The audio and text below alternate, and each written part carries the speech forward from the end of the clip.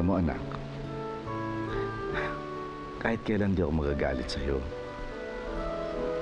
Pero, ayoko sana nag-aaway kayo ni Sugar. Ang gusto ko nga, di ba, magkaibigan kayo? Lalong-lalo na ngayon. Wala na dito si Upeng sa bahay. Alam mo, Trudis, ayoko na mangyari yung nangyari sa'yo dati nung nawala ka. Kaya, alam mo, naisip ko na ihanda ka na sa magiging buhay mo dito kasama ko. Siguro, hindi mo lang naiintindihan, Trudis, pero ikaw ang prinsesa dito. Ako po, prinsesa?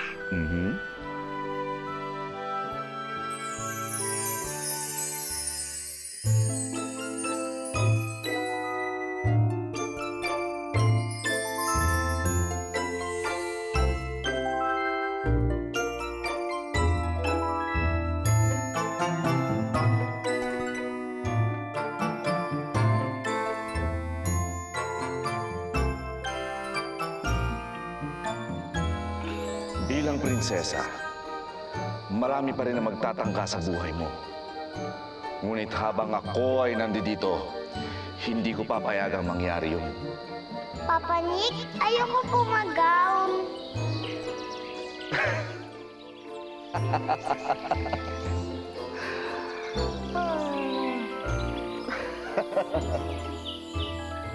O, ba't di ka tumatawa?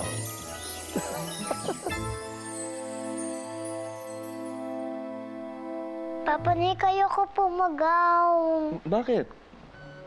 Dati po kasi sinukat ko yung gown ni Upeng pang sa gala. Kamot po ako ng kamot nun. Di ba po pag prinsesa naka-gown? Pwede namang hindi eh. Pero alam mo, kapag ipinakilala kita sa mga kaibigan ko, magpapaparty tayo ng malaki. Tapos, kailangan nakasuot ka ng maganda. Ako po, papakilala nyo? Dahil gusto kong malaman nilang lahat na ikaw ang kaisa-isa kong anak.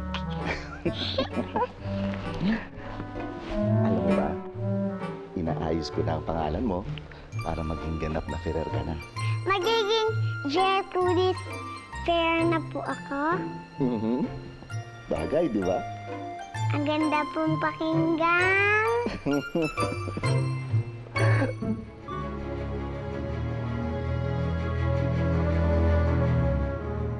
Hindi maganda narinig ko. Dapat mapigilan yon. Hindi dapat matuloy ang pag-aampon sa Trudis na yon. Kung hindi, mababawasan ang parte ng anak ko sa kayamanan ni Nick. Ang mabuti pa, ma'am, tapusin mo na. Anong ibig mo sabihin? Eto, ma'am, inabonohan ko na muna. Mabisa yan. Tutal, nasa loob ko na rin ng bahay, kayang-kaya mo nang lasunin ng bata.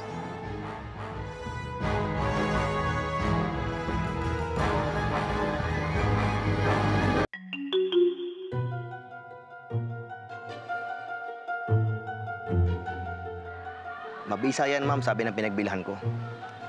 Ihahalo mo lang yan sa inumin ng bata. Walang lasa yan. Tapos, pag nainom ni Trudis yan, kusang titigil ang pagtibok ng puso niya. Tapos, sasabihin ng doktor, inatake lang sa puso ang bata. Eh di walang sabit, malinis. Ganyan! Ganyan dapat! Dapat pinapagana mo ang isip mo.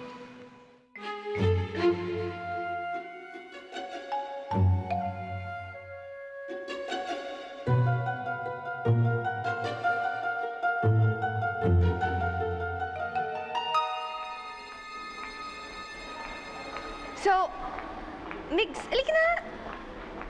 Did you have fun today? I had fun. Ang saya-saya. Ano kaya si Sugar? Sugar! Ate! Ay, halika na. Ang sarap-sarap naman. Ma'am, Cream. alam niyo ho ba kung anong oras na? Ay, ano oras na? Ay, 5 p.m. Okay. Ma'am, kasi kailangan ko pa ho mag-delivery ng ng gulay, pati ng prutas, ma'am. Okay. Edi, sige, lagay mo na yan doon. Sige po. ate! Ay, sugar! Yung ice cream mo! Natapon! Migs! Migs! Yes, ma'am. Okay lang ba na bumili tayo ng ice cream ulit? Tumapon yung ice cream ni Sugar eh. Sige po, ma'am. Wala pong problema. Okay! Ikaw naman kasi ang harot-harot mo, natapon tuloy. Halika na. Ate! Ako nga rin. Ano bang masarap dyan? Pabili. Deliver mo ako. Strawberry. Strawberry. Strawberry.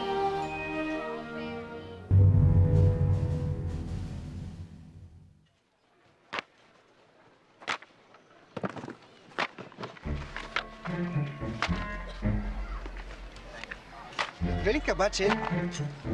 Ano? Ba't man ako magagalit? Hindi ako galit. Sigurado ka?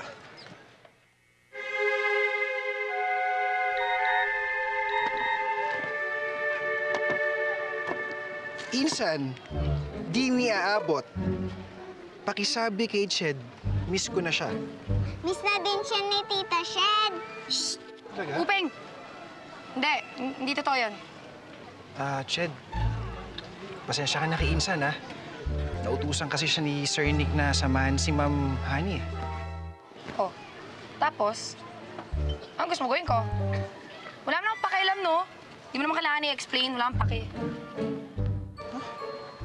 Oy! Kamusta mo nga pala kami kay Trudis, ha?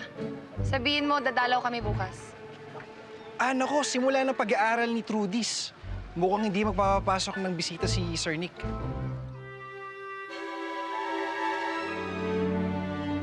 Upeng, baka naman may break din si Trudy sa pag-aaral niya, kaya baka pwede natin siyang dalawin.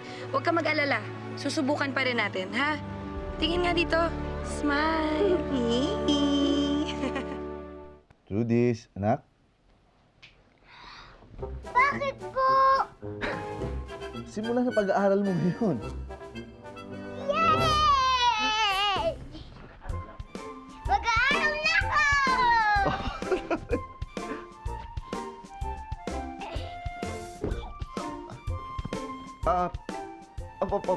Trudis, hindi ka na papasok sa school. Yung mga teachers mo pupunta dito. Talaga po? Pwede po yun? Basta para sa prinsesa ko, pwede yun!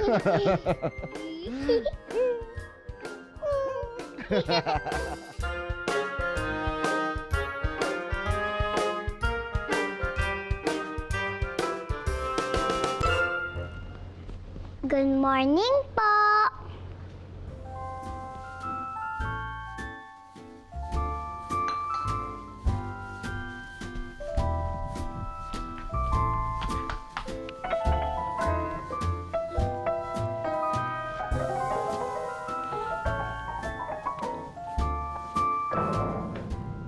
Hindi ganyan ang tamang pagtugtog ng piano.